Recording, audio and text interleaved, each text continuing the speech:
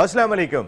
HBL PSL season 10 की all important transmission जीतेगा Pakistan. Naseem Rajput back वक्त मेट्रो 1 न्यूज़, चैनल 5 और प्ले टीवी के तमाम नाजरीन को खुशामदीद कहता है। मुकाबले हमारे जारी हैं। कभी हम देखते हैं कि बड़ा एक्साइटिंग मैच होता है, जिस तरीके का कल हमने मैच देखा था। वो कि हमारा प्रोग्राम ख़त्म हो गया था, लेकिन बारिश की वजह से वो मैच थोड़ा लेट हुआ था।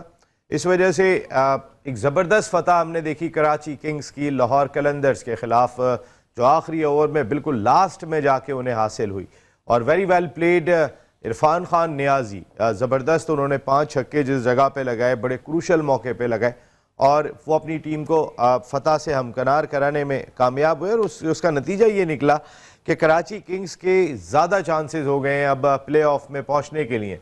आज का मैच जो इस वक्त मुल्तान क्रिकेट स्टेडियम में जारी है, जहाँ पे मुल्तान सुल्तान्स जो फ्लॉप रहे इस पूरे सीज़न 10 में, आज भी एक मरतबा फिर बुरी तरीके से फ्लॉप रहे कि जब 108 रन सिर्फ बोर्ड पर वो सजा सके और उनकी पूरी टीम 20 ओवर भी नहीं खेल सकी। मोहम्मद रिजवान की बात करें तो 17 रन उन्होंने स्कोर किए।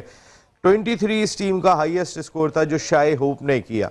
पूरी मुल्तान जो है वो एक होप लगा के बैठी हुई थी कि अब तो जाके मुल्तान सुल्तान चल जाएगी, लेकिन शायद होप के अलावा कोई भी नहीं चला।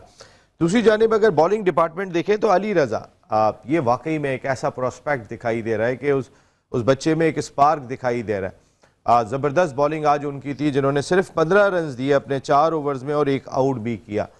ये यंग बॉलर बहुत तेज़ी के साथ इम्प्रूव करता हुआ दिखाई दे रहा है। दूसरी जानिब इस वक्त बाबर आजम और साइम अयूब जो हमारी होप है, हमारे मुल्क की होप करार दिए जाते हैं, वो इस वक्त क्रीज पर मौजूद हैं। स्कोर तकरीबन 41 रन 1 विकेटों के नुकसान पर कर लिया है यहाँ पर पेशावर ज़ल्मी ने। और ज़ाहिर है इतना बड़ा टारगेट नहीं है, लेकिन ये फतह पॉइंट्स टेबल को और ज़्यादा खूबसूरत बना देगी और दिलचस्प बना देगी, सनसनीखेज़ बना देगी, क्योंकि पेशावर ज़ल्मी की टीम इस वक्त 5वीं पोजीशन पर है। इस मैच के फतह के बाद वो रहेंगे तो 5वें ही नंबर पर, लेकिन उनके पास 2 मैच बाकी होंगे और उनके 8 पॉइंट्स हो जाएंगे। इस वक्त लाहौर कलंदर्स के 9 पॉइंट है और उनका 1 मैच बाकी है। तो पेशावर ज़ल्मी के पास इस मैच के बाद भी 2 मैच बाकी हैं। तो अगर वो 8 पॉइंट और लाहौर के 9 पॉइंट है तो उनके पास 12 पॉइंट तक पहुंचने का ऑप्शन मौजूद होगा, जबकि लाहौर कलंदर्स की टीम 11 पॉइंट्स तक ही जा सकती है। दूसरी जानिब 10 पॉइंट्स पर कराची किंग्स मौजूद है, जिनके भी 2 मैच बाकी हैं। कोयटा ग्लैडिएटर्स अब तक वो वाहिद टीम है कि जो प्ले ऑफ के लिए क्वालिफाई कर सकी है, जबकि Islamabad United 10 points, Karachi king 10 point, ये सब इस रेस में दिखाई दे रहे हैं। और आज पेशावर ज़ल्मी अगर फतह हासिल करती है, जिसके इम्कानात बहुत ज़्यादा दिखाई दे रहे हैं, तो उसके बाद तो लाजमी तौर पर और दिलचस्प हो जाना है हमारा पाकिस्तान सुपर लीग। लेकिन मुल्तान सुल्तान्स पे आज ज़रूर बात करेंगे कि ये टीम जिसने पिछले 4 सीज़न बहुत अच्छे खेले, इस सीज़न में बहुत बुरी तरीके से फ्लॉप रही। इस बार पूरी तरीके से अली तरीन साहब ने जिम्मेदारियाँ संभाली थी और इससे पहले हमने देखा है कि तकरीबन यही मैनेजमेंट थी और यही ज़बरदस्त किस्म के फ़ैसले भी करती हुई दिखाई दे रही थी।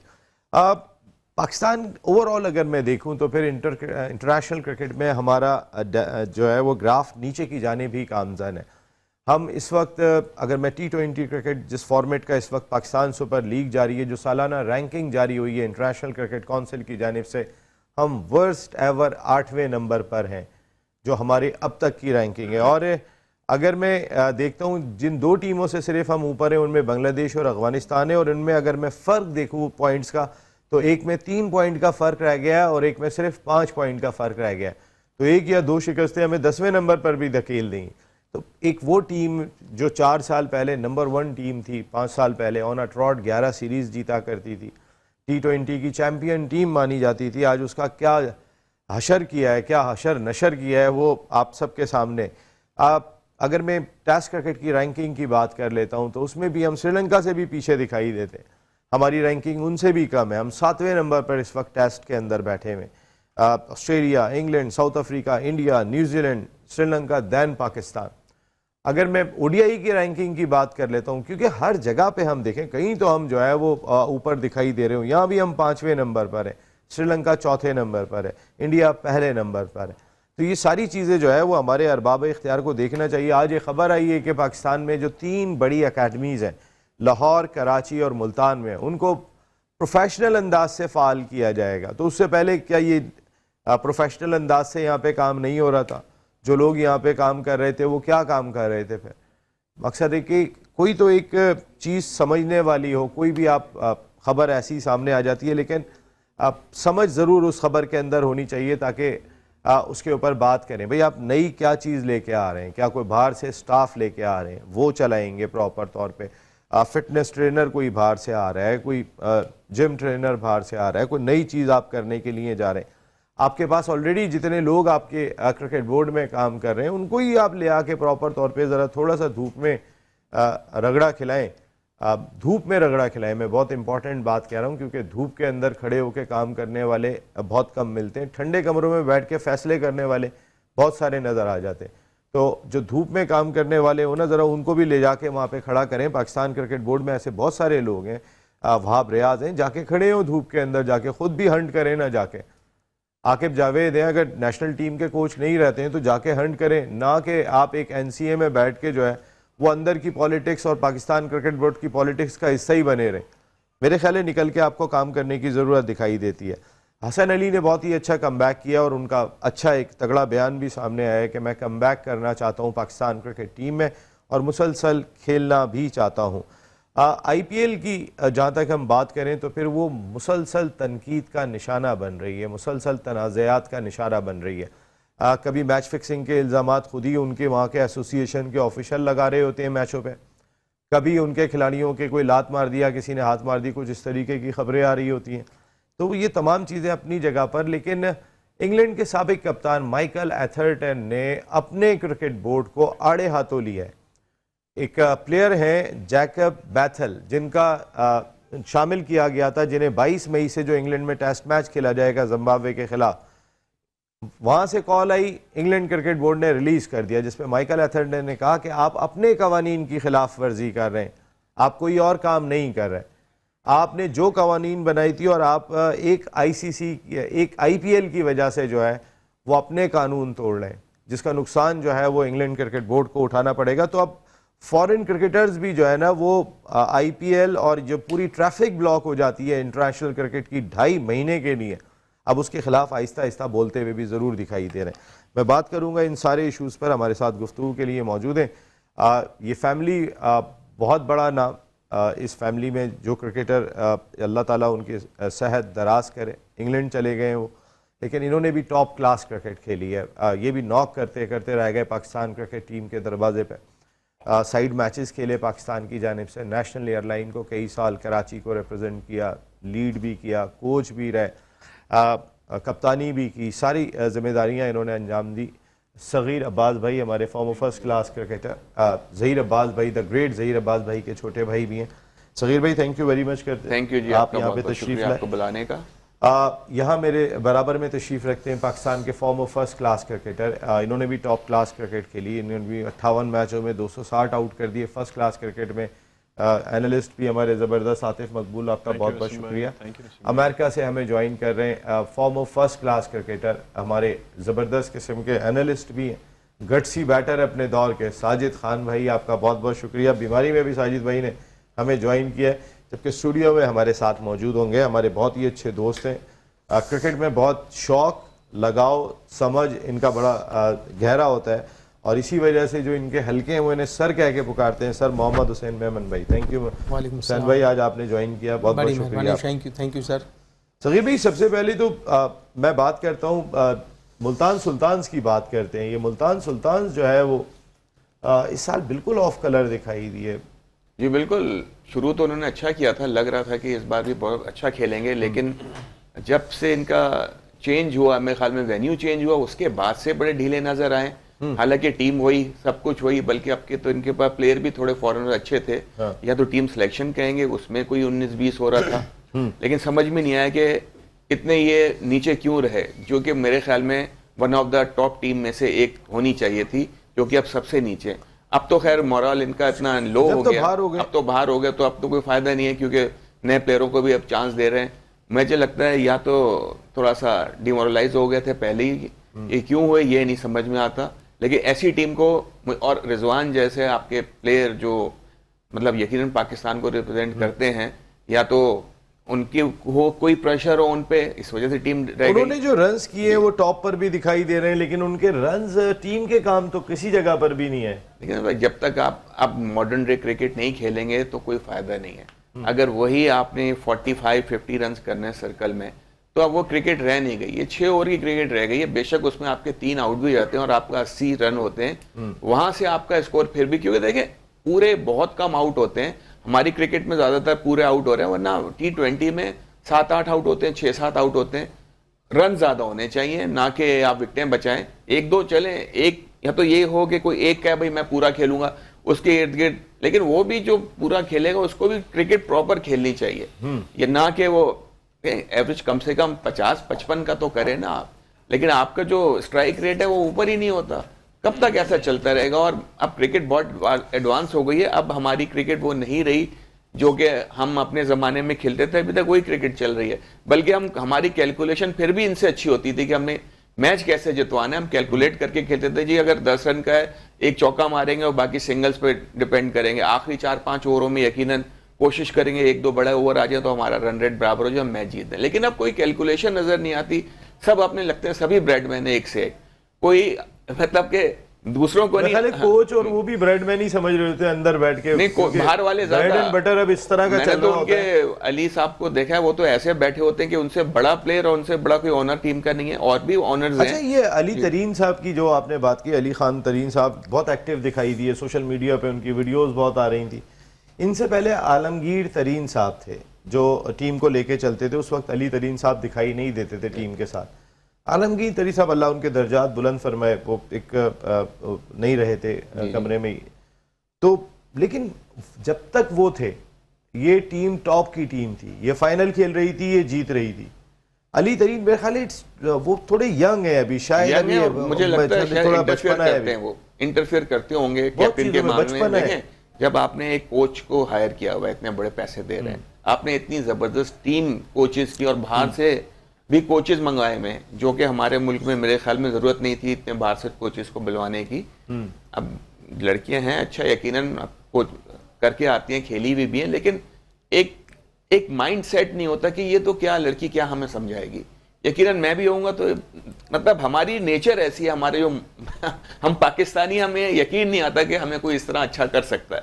तो या तो ये वजह भी हो सकती है थोड़ी बहुत, और जैसे कि मैंने आपको बताया अली साहब का मुझे लगता है कि बहुत ज़्यादा इंटरफेयर करते हैं। यकीनन मेरी एक प्लान है, मैं कप्तान हूँ, कोच से डिस्कस करके बनाऊंगा। अगर बाहर का आदमी आके, बाहर से मतलब आप तो ओनर आके कहता है नहीं मुझे ये प्लेयर नहीं चाहिए, चाहिए, यकीनन फ्रेंचाइज उसकी है, थोड़ी बहुत उसकी चलनी चाहिए। लेकिन अगर आप बिल्कुल ही उसमें इंटरफेयर करोगे तो टीम का यही हाल होगा मेरे ख्याल में, मुझे ये लगता है। लेकिन नहीं, टीम सिम बिल्कुल वही है, कोई उसमें इतना फर्क नहीं है, बल्कि अच्छी, मैं जैसे पहले कह चुका हूँ अच्छी है। तो मुझे नहीं लगता कि क्या वजह हो सकती है, मुझे यही 2 वजह नजर आती हैं। ये वाकई में साजिद भाई बात समझ नहीं आती। ये टीम अगर मैं देखता हूं तो इसमें तैयब ताहिर को आपने बिल्कुल लास्ट के मैचेस में मौका दिया, वो पाकिस्तान से खेल रहे थे, आपको मिडिल में अगर नहीं चल रहा था तो आपको खिलाना चाहिए था, आज आप उन्हें खिला रहे हैं। उस्मान को बाहर बिठाया आपने, भाई अगर आपसे नहीं उस तरीके से हो रहा था, आप उस्मान से और यासिर में एक स्पार्क दिखाई देता है, वो अच्छा प्लेयर जरूर दिखाई दिया। लेकिन अगर वो एक एंड से चौका मारे और दूसरे एंड से रिजवान साहब बॉलर रोकते रहेंगे तो फिर एक यंगस्टर भी तो ज़ाहिर डीमोटिवेट होता है, मोटिवेट तो साजिद भाई फिर वो नहीं होता। और फिर अली तरीन साहब का इस बार जो ज्यादा अमल दखल दिखाई दिया। जी साजिद भाई। बहुत शुक्रिया नसीम भाई, आपको, सगीर अब्बास को, आतिफ मकबूल को, यकीनी तौर पर चैनल 5, मैटर न्यूज चैनल और प्ले चैनल देखने वालों को अस्सलाम वालेकुम, और हमारे चौथे मेहमान को भी बहुत बहुत, अपना क्या नाम है उनका? जी सर हुसैन मेमन, हुसैन भाई, हुसैन मेमन भाई को भी अस्सलाम वालेकुम। यकीनी तौर पर बहुत इंपॉर्टेंट मौजू है। देखिए नसीम भाई, बात सिंपल सी है, सबसे बड़ा कैंप मुल्तान सुल्तान ने लगाया गया था। उनके हेड कोच है अब्दुल रहमान साहब, मोहम्मद अकरम की बात करूं, नदीम खान की बात करूं, क्या समी बर्नी की बात करूं, क्या अली तरीन की बात करूं, सॉकर का फील्डिंग कोच उन्होंने रखा, फॉरन कोच, हेड कोच रखा, इतनी कोचिंग स्टाफ लेके आया हो। पाकिस्तान के मौजूदा तो ओडीआई के कप्तान हो, पाकिस्तान की 4 दफा फाइनल खेलने वाली टीम हो, वन मैन शो हो रिजवान, तो ये सारी चीजें यकीनी तौर पर जब आपको अच्छी लगेगी। अली तरीन साहब का ग्राउंड के अंदर इन्वायरमेंट हो, रस्ते के बाहर इनको इन्वायरमेंट तो 100% मुझे अंदर आता है कि वो करना भी चाहिए। पैसा वो लगा रहे हैं, पैसा यकीनी तौर पर लड़के को ब्लाइज करता, मैं ग्राउंड के अंदर मैं नहीं मान सकता रिजवान के अलावा कि अब्दुल रहमान के अलावा इफ्तिखार के अलावा किसी की चल जाए तो मुझे गर्दन कटा देगा। ये वो लोग हैं जो टीम बनाते भी थे, टीम खिलाते की भी थे और टीम लड़ावाते भी थे, क्योंकि रिजवान ने वो लोगों को रखा है जो रिजवान के बहुत करीब है। आईसीसी चैंपियंस ट्रॉफी थी, इन्होंने उसको रख लिया, खुर्दी शाह को, उसने कहा मुझे रिजवान तो चाहिए। साजिद भाई इतनी ज्यादा परफॉर्मेंस खराब, सुल्तान साजिद भाई इतनी ज्यादा परफॉर्मेंस खराब, भाई आप ये इस स्टैंडर्ड की टीम नहीं थी, इसमें इफ्तिखार भी आपके पास मौजूद थे, ऊपर से जो आपकी टीम थी, नीचे शाय होप वगैरह, आपने शायद टीम को प्रॉपर तौर पे यूटिलाइज नहीं किया, आपने अपने खिलाड़ियों को जगह पे खिलाया नहीं, या कहीं ना कहीं कुछ खिलाड़ी जैल ही नहीं हो सके, ये वो मुल्तान सुल्तान लगी नहीं जो पिछले 4 साल में थी। तो मुल्तान सुल्तान यकीनी तौर पर आप मुझे बताइए, आपने बहुत प्यारा नाम लिया यासिर खान का, शॉट सिलेक्शन देख लेना, जो शॉट सिलेक्शन यासिर खान मार रहे होते हैं वही शॉट अब रिजवान को मुझे बताते कवर मारने नहीं आती। पाकिस्तान के लिए तीनों फॉरवर्ड से क्रिकेट खेल ली है, सुई विकेट के अलावा उसने कोई शॉट नहीं मारे, मगर आप देख लें हनीफ मोहम्मद कैब उसने ले ली, शॉट छक्का मारेगा, मिड विकेट में मारेगा, स्वीप मारेगा, इनिंग बिल्ड करने नहीं आती। सगीर ने यकीन तौर पर बहुत इंपॉर्टेंट बात की, जो लोग बैटिंग पावर प्ले में अटैकिंग क्रिकेट नहीं खेल सके उनका कोई फायदा नहीं है मॉडर्न क्रिकेट में, मॉडर्न क्रिकेट के दौर में। या आपने यासिर को ज्यादा क्यों प्रमोट कर रहे हैं, वो 24 रन बना के आउट हुआ था, इनपुट डालता पावर बैटिंग पावर प्ले, हमें यही चीज देखना चाहिए। दूसरी चीज इफ्तिखार यकीनी तौर पर पाकिस्तान सुपर लीग में यकीन तो लास्ट सीजन बहुत अच्छा खेले, मगर इस दफा उनका इतना ये फैसल अकरम जैसे स्पिनर को, साजिद भाई फैसल अकरम को यूटिलाइज नहीं किया, आप 1-2 मैच खिला रहे हैं, वहां पे हमने सुफियान मुकीम को और महरान मुमताज एक साथ मौजूद थे, जो हमारे होप है स्पिन डिपार्टमेंट में, फैसल अकरम को कितने मैच मिले, जो मेन स्पिनर था वही नहीं खिलाया आपने। तो मेरे नसीम भाई मैं यही तो आपको बताना चाह रहा हूँ, तलब लेवल की आप कप्तानी करेंगे, पाकिस्तान टीम में भी आपने यही हाल किया। आप न्यूजीलैंड में देख ले 5 20-20 हारे ना, हम कह करके थक गए उसको खिला ले इसको खिला ले, मगर उन्होंने नहीं खिलाया। एक ही माइंड सेट से गए, 4 बॉलिंग से मैच जीत सकते थे, कभी भी नहीं जीत सकते। जब आप बॉलिंग पूरी नहीं खिलाएंगे, फिर बॉलिंग को सही जगह पे खिलाएंगे नहीं, कॉन्फिडेंस नहीं देंगे। माजरत के साथ पाकिस्तान क्रिकेट टीम के ओडी के कप्तान तो ये कहीं से नहीं लग रहे, ये पाकिस्तान का इतना बड़ा क्रिकेटर खेल रहा है मुल्तान सुल्तान से, जो वन मैन शो, जो बादशाह कहलाता हो, जिसके बगैर बंदा पर नहीं मार सकता, जिसका नाम रिजवान, तो यकीन तो लगनी फिक्रिया है ना। आज मुझे बताइए मुल्तान सुल्तान क्रिकेट नहीं तो कल ऐसा ना हो कि कल ये ना हो साजिद भाई के रिजवान अभी कह रहे होते हैं कि जी कोच से भी पूछे तो सिलेक्टर से भी पूछे, हमारे पास तो इतने इख्तियार ही नहीं होते थे बहैसियत कप्तान, बकौल उनके कि आकिब जावेद नाम ही नहीं लिया कि उनके पास होते थे। अब बोलेंगे कि यहाँ से जैसी कैंपेन खत्म होती है तो अगला ये ना कह दे कि यार कोई और नाम था जिसकी वजह से हमें प्रॉब्लम हो गई। ये अली तरीन हो सकते हैं। देखें आपको एक बात बता दूं, टीम ऑनर होता है। अभी तो आसिफ जावेद नहीं बोले ना, अभी तक तो रिजवान ही बोलते हुए जब हुआ न्यूजीलैंड में उनके साथ जाती हुई, मेरे पास इख्तियार नहीं थे। अब कोच ही अगर बात कह दे क्योंकि कोच की अभी कोच ने जो रिपोर्ट जमा करा दी तो मेरे अपने जराए बताते हैं, तो कोच ने तो अपनी रिपोर्ट जमा करा दी है, मगर कोच ने भी आगे कोई बयान नहीं दिया जिससे रिजवान ने आके बात की है और जिससे रिजवान ने कहा है मेरे पास इख्तियार नहीं थे। अब आगे चल के पता चलेगा क्या होगा, मगर बात ये रही पाकिस्तान सुपर लीग में बड़े दुख के साथ कहना पड़ेगा इस तरह की कारकर्दगी की उम्मीदें थी मुल्तान सुल्तान से, जिसके कप्तान रिजवान है, जिसे 4 दफा फाइनल खेलो और लड़ा पाकिस्तान सुपर लीग में। बिल्कुल ठीक है साजिद भाई आपका पॉइंट आ गया, ये आपने बहुत अच्छा पॉइंट रेस किया। आतिफ और हुसैन भाई मैं आता हूं, जरा एक ब्रेक ले रहा हूं, ब्रेक के बाद जब वापस आते हैं तो आपसे गुफ्तगू करेंगे। जी ब्रेक।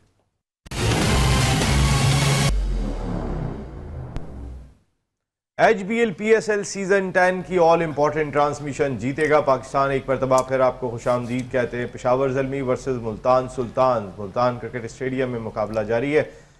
2 वो खिलाड़ी के जिनके बारे में हमने ब्रेक से पहले बात की थी कि वो क्रीज पर मौजूद है, सईम अयूब और बाबर आजम, वो दोनों आउट हो चुके हैं। सईम अयूब का आज कुछ कॉन्फिडेंस ज़रूर बहाल हुआ होगा, जहां उन्होंने 49 रन 33 बॉल्स पर 4 चौकों और 3 छक्कों की मदद से स्कोर किए। लेकिन अगर वो अक्सर ऐसा होता है 49 पे शॉट मारते हुए ही आउट होते हैं, तो 1 रन करते 50 रन करते तो एक कॉन्फिडेंस उन्हें आता कि वो आए इंजरी के बाद और उन्होंने 50 स्कोर किया। कभी कभी इस तरह कर लेना चाहिए। आतिफ, क्या ख्याल है किसी भी यंगस्टर के लिए, और आपके बैक पे रन्स नहीं हो, आप एक इंजरी से आ रहे हो, आपका चैंपियंस ट्रॉफी जैसा बड़ा इवेंट मिस हो गया हो, तो अगर 49 पे आ जाएं तो ज़्यादा बेहतर नहीं है कि आप एक रन करके कि 50 के ब्रैकेट में तो आएँ? जी बिल्कुल, जिस तरह से साइम थ्रू आउट पूरी पीएसएल में अभी तक मैं समझता हूँ वो परफॉर्म नहीं कर पा रहा, ताकि मैंने इसके बारे में पेशन गोई की थी इसके और फ़खर जमान के बारे में कि ये शायद फास्टेस्ट 100 करेंगे इस पीएसएल में, लेकिन कोई ख़ास परफॉर्मेंस नहीं रही। लेकिन आज जिस तरह अच्छी बारी कर रहा था, और क्योंकि देखें साइम की नेचर में स्ट्रोक प्लेयर है, असल में उसकी नेचर है स्ट्रोक प्लेयर, तो वो उसको जो बॉल मिला उसको वही लगा। लेकिन बात वही है कि इसको ऐसी सिचुएशन पे जज करना चाहिए था जब ऑलमोस्ट अल्लाह अल्लाह करके आपके 50 रन बड़े टाइम बाद हो रहे थे, तो आपको एक रन इजीली ले लेना चाहिए था। लेकिन उसकी भी मिस्टेक नहीं है क्योंकि वो स्ट्रोक प्लेयर है, उसकी नेचर में ये चीज़ें। तो जिस तरह अभी आप बात कर रहे थे बॉस, ऐसे उन्होंने पहले भी खासी 50 100 पे भी हिट मारने की वो ट्राई करने के लिए जाते हैं, तो होना चाहिए, बिल्कुल होना चाहिए, लेकिन सिचुएशन जरूर देख लेनी चाहिए। आज के मैच में जो सिचुएशन थी उसमें बॉलें ही बॉलें पड़ी हुई है, रन्स आपके सामने है नहीं, आपने रन्स करके चले जाना है, तो यहाँ पे एक रन मैं कहता हूँ उस जगह पे जैसे सूर्यवंशी ने जो 35 गेंदों पे 100 किया था, उसके अंदर राशिद खान को छक्का मार के किया था 35वीं गेंद में 100, तो वो उस वक्त वो रन्स देने जा रहे थे। अगर इसमें आउट हो जाते तो समझ में आता है। देखिए उस टाइम पर सिचुएशन ये थी कि उनको रन चेस करने थे। अभी जो सिचुएशन है अभी तो ऑलरेडी मैच 160 पे वो मुल्तान सुल्तान आउट हुई, वन साइडेड मैच हो गया। अभी ऑलमोस्ट 70 रन पर 2 आउट हुए, अभी दूसरा आउट हुआ है साइम, तो इट मींस मैच खत्म हो गया था। ये होता है कि यार चलो मैच तो खत्म हो गया, तो आप अपने 50 तो करो, कॉन्फिडेंस तो लो। यही है कि यहाँ मेंटली स्ट्रांग साइम को होना चाहिए था कि यार मेरी बड़ी मुश्किल से ऑलमोस्ट रन हुए हैं, जो 50 रन मैंने आज करने जा रहा हूँ, तो मैं उसको एक रन जो है वो तो कम से कम इजीली सिंगल कर लूं। लेकिन बस बात वही है कि उनके ज़हन में शायद ये चीज़ होगी कि मैच इजीली खत्म हो गया है और मैं वैसे ही 49 पे, और ये यंगस्टर है बच्चा मेरे आगे, तो शायद चांस लेता है इंसान उस टाइम पर कि यार मैं हिट मार के इसको छक्का मार के 50 कर लूं।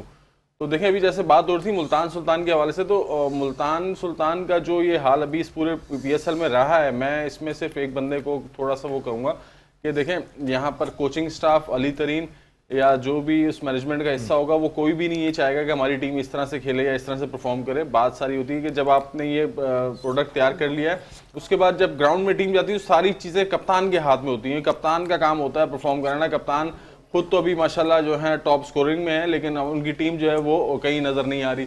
तो इट मीन्स कि कप्तान की कुछ मिस्टेक्स हैं जिसकी वजह से वो जाहिर हो रही हैं चीज़ें कि यार अब हम इसको डिस्कस कर सकते हैं। उन्होंने ओपन चेंज नहीं किया, उन्होंने बॉलिंग में फैसल अकरम को नहीं खिलाया, अपनी टीम में चेंजिंग नहीं की, सिर्फ एक ही उनका माइंड था। कप्तान आपको लगता है कि कुछ बेहतर फ्रेम ऑफ माइंड में नहीं थे? ऑलरेडी जब वो पाकिस्तान टीम के कप्तान बने तो उन्होंने ये शिकायत की कि अमल दखल थोड़ा सा ज़्यादा था, उनकी अथॉरिटी कम थी।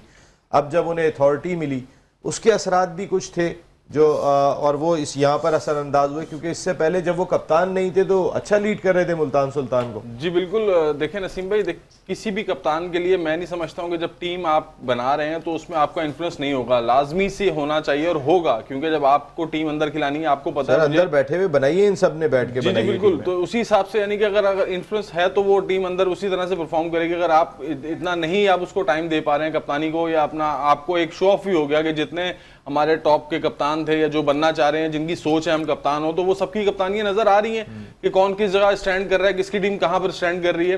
तो ये परफॉर्मेंस आप जो पीएसएल हो रही है, ये एक प्रोडक्ट ऐसा हो रहा है कि उसमें सबकी परफॉर्मेंस जाहिर हो रही है, बॉलर्स की भी, बैटिंग की भी, कप्तानी की भी, हर चीज जाहिर हो रही है। तो ये हमारी पीसीबी को सोचना चाहिए, थिंक टैंक को सोचना चाहिए कि कौन हमारा आया जो है कप्तान, उसको हमने पाकिस्तान के लिए करना है, और जिसमें एबिलिटी नजर आ रही है आप उसी को ही कोशिश करके कप्तान बनाएंगे। देखें जिसमें एबिलिटी होगी, खास तौर पे एबिलिटी, क्योंकि आपने बाबर को यूज कर लिया पाकिस्तान में, रुजवान को यूज कर लिया, सलमान अली आगा को तो अभी लगाया, तो क्यों हटाएं? नहीं, सलमान को हटाने की बात नहीं कर रहा हूं, मेरा इस सेंस में कह रहा हूं कि सलमान तो इस पीएसएल में कप्तानी कर भी नहीं रहा है, वो तो कप्तान होकर एक कप्तान नेशनल टी20 तो नेशनल टीम की जानिब से सबसे तगड़ी क्रिकेट खेल के आए न्यूजीलैंड में। जी वही मैं कह रहा हूं, फ्रंट से लीड किया उन्होंने, वो टीम भले हारी है। बिल्कुल, ये चीज है। देखें उनकी एक चीज नजर तो आई कि उन्होंने फ्रंट से लीड किया, आई मीन कहीं चेंजिंग तो नजर आई उनकी कप्तानी के अंदर, लेकिन बाकी जो है आपने ऑलमोस्ट सारे यूटिलाइज कर लिए हैं, सबको देख लिया है कौन कितने पानी में है। और कप्तान, हर अच्छा प्लेयर कप्तान नहीं हो सकता। कप्तान तो है, वो तो अपनी जगह पर है, वो तो चेंज नहीं हुआ। हुसैन भाई, ये जो बाबर आजम और रिजवान, ये दो हमारे प्लेयर थे, ये वो प्लेयर थे कि जिनके ऊपर हमारी क्रिकेट खड़ी हुई थी। अब वो भले इमारत टेढ़ी हो रही थी या इस तरफ से झुक रही थी या उधर जा रही थी, किसी ने फिक्र नहीं की। हमने कहा ये प्लेयर दो ही हैं बस, बाकी इन प्लेयर के अलावा कुछ भी नहीं है पाकिस्तान क्रिकेट के अंदर। ये दो प्लेयर को शायद प्रेशर अब आ गया है क्या? हमारी जब तक चौधराहट थी, हम क्रिकेट बोर्ड को डिक्टेट कर लिया करते थे जब तक हम खेलते रहे। आज जो हमारा स्ट्राइक रेट है या हमारे जो शॉट मारने के तरीक़ेकार हैं वो मैच नहीं कर रहे मॉडर्न डे क्रिकेट को। वो प्रेशर ऐसा लगा कि रिजवान पे और बाबर पे दिखाई दिया इस पीएसएल में, वरना रन्स तो वो 127 128 की स्ट्राइक रेट से पहले भी कर ही लिया करते थे, टॉप पे ही होते थे हमेशा। बिस्मिल्लाहिर्रहमानिर्रहीम। सबसे पहले तो मैं आपको एक बता दूं कि क्रिकेट के अंदर जो है वो दिलेरी बहुत बड़ी चीज़ है और किस्मत भी बहादुरों का साथ देती है। इन्होंने हमेशा अपनी क्रिकेट खेली बहुत मामूली स्ट्राइक रेट पे। पूरी दुनिया के क्रिकेटर्स इनके लिए जो है वो स्ट्राइक रेट पे बात करते हैं, तो कुछ तो है। आप देखें कि पाकिस्तान ने अभी पिछले कई मैचों पहले तकरीबन 500 मैच तक पाकिस्तान ने जो कुछ एक मैच में छक्का नहीं मारा था पावर प्ले के अंदर। तो पावर प्ले में आप देख लें दुनिया के अंदर यूटिलाइज होते हैं कि कम से कम आप 55 60 65 रन करें। इसके बाद वाले 4 ओवर में अगर आप 30 32 रन करते हैं और कोई विकेट नहीं खोते हैं तो 90 हो गया। इसके बाद अगर आप 5 ओवर के अंदर 40 45 रन करते हैं तो 135 40, और इसके बाद वाले ओवर में आप 55 60 रन करते हैं तो ऑटोमेटिकली आपके 185 190 रन हो जाते हैं, जो कि बोर्ड पे सजे हो तो बॉलर आपका डिपेंड कर सकते हैं। बात कर रहे थे, इनको कैलकुलेशन पता है, उनको नहीं पता। होना इसी तरह चाहिए, बच्चे हैं इनको बताने की भी जरूरत है।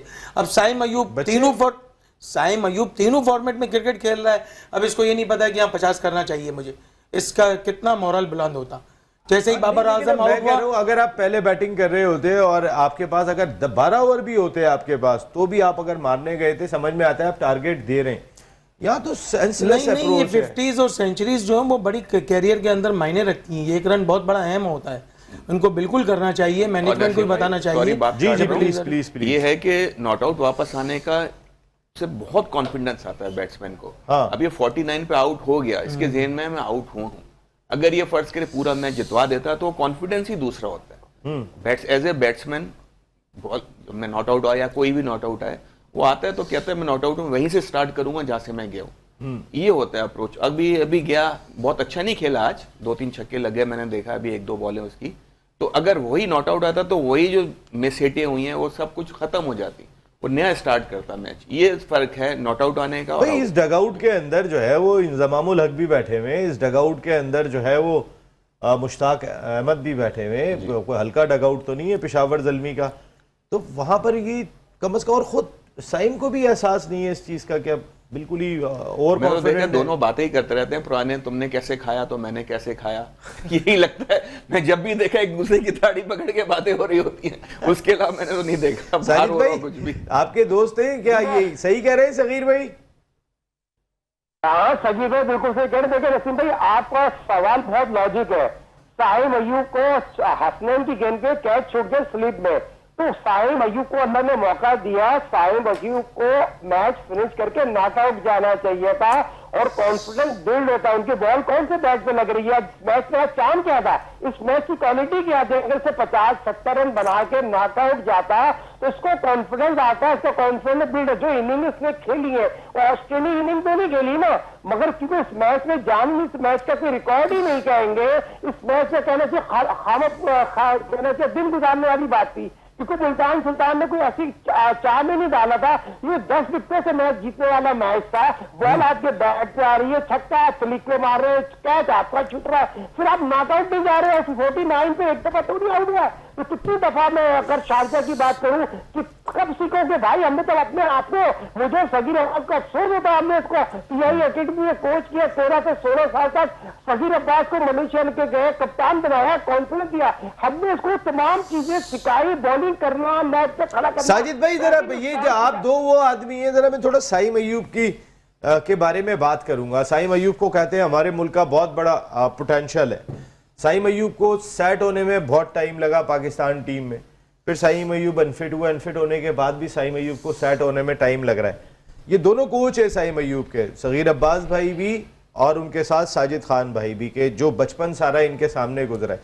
क्या फॉल्ट नजर आ रहे हैं? एक ब्रेक ले रहा हूँ, ब्रेक के बाद आते हैं तो फिर हमारी Pakistan number 1 Osaka lightning PVC crico and sixer tape का गिफ्ट हैम्पर भी, उसका सवाल भी होगा एक ब्रेक के बाद।